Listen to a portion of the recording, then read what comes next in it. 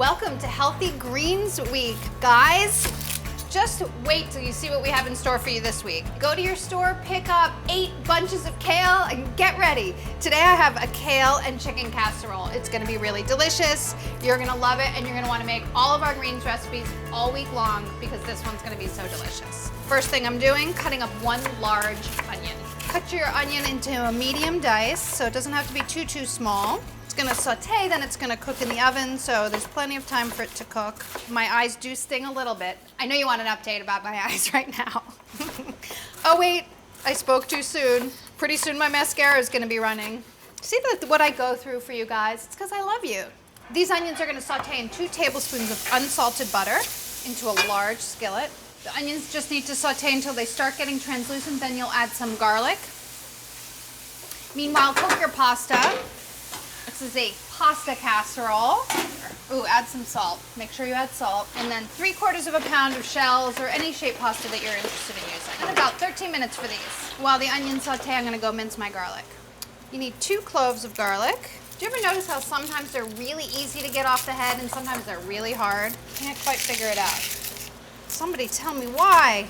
Smash and peel your garlic cloves as you will be mincing, and it's not necessary to keep them in their perfect shape. That looks good to me. I'm just gonna add that to the onions. They just need to saute a little bit more.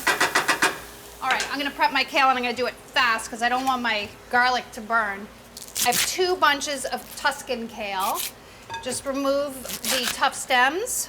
You see how I'm doing it. I hold the tough stem and then just pull the leaf right off. It's a really efficient way of removing kale from stems. All right, this just needs to be coarsely chopped. It doesn't have to be too particular, so just roll it up and chop across it a couple times. All right, now I'm just gonna add my kale to the pan. It might be a little bit full, so don't worry. Add a tiny bit of pasta water, how about that? It'll help it wilt down just a little bit. And now you can turn up your stove, just carefully stir down the kale. All you're looking to do is wilt the kale here. Another way to get it to wilt more quickly is to cover the pot, let it sit there for a sec, and then uncover it and add more kale. But I'm just gonna go crazy. Try to get it all in there at once. Can't stop me. Now I'm gonna cover it up, uncover and stir every once in a while so onions don't burn on the bottom. I think the pasta's probably ready to drain. You don't wanna overcook it because it's going back in the oven, remember? I'm gonna drain it. It's slightly undercooked, but I think that's okay because it's a casserole. No need to save any pasta water, so don't worry about that. Make sure the pasta gets really nice and well drained. You don't want any water in there, and then right back into the pot. You could just set it aside for a sec. The kale looks good. It's nice and wilted, but it's not completely broken down. Now it's time to add it to the pasta, and then just let that sit there for a minute or 2. You have to shred some chicken, and I'm using a rotisserie chicken today. That's my style. You're gonna need 2 cups of shredded chicken, which is probably about half of a small rotisserie chicken. You could certainly use leftover chicken that you roasted for dinner earlier in the week. Whatever you have, any kind of chicken is fine.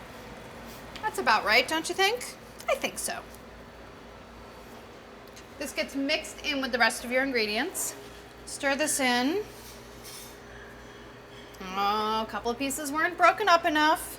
The binder for this, a 48-ounce container of part skim ricotta. And this is where all the moisture is coming from, so don't skimp. It just adds cheesy deliciousness. Stir it in. Wow. Right? Oh my goodness. I need the zest of 2 lemons, about 3 tablespoons of lemon zest. Make sure that you scrub your lemons. Get rid of any kind of wax or pesticides or anything that's on there. Organic, excellent idea if you're eating the zest. I'm on some kind of crazy organic kick this week. Do you think it's because it's Greens Week? All I can think about is how can I be healthier? Organic doesn't hurt. What else? Oh, I need a 1/2 cup of Parmesan. There we go. And then some salt and pepper to taste. Pepper. It's got a nice bright flavor. These are winter greens, but we're not making these things heavy. We want you to feel good and light when you're done eating them. And then it goes into a 9x13 baking dish. Make sure you get every last bit. Sprinkle with about a 1/4 cup of parm over the top, and then it bakes in a 350-degree oven, not covered. About 30 minutes, give or take. What have we here? We have a finished dish. Just slightly golden on top, heated all the way through, smelling fragrant and delicious. I am quite hungry, so I'm gonna serve myself some. Even if it isn't dinner time, it says it serves 8, but I'd say at least 8, maybe even 12. What do you think? Whip up a batch of this casserole and know that it's healthier than your average casserole, but nobody will ever be able to tell. And everybody will be happy. Happy, satisfied, chicken and kale casserole loving people.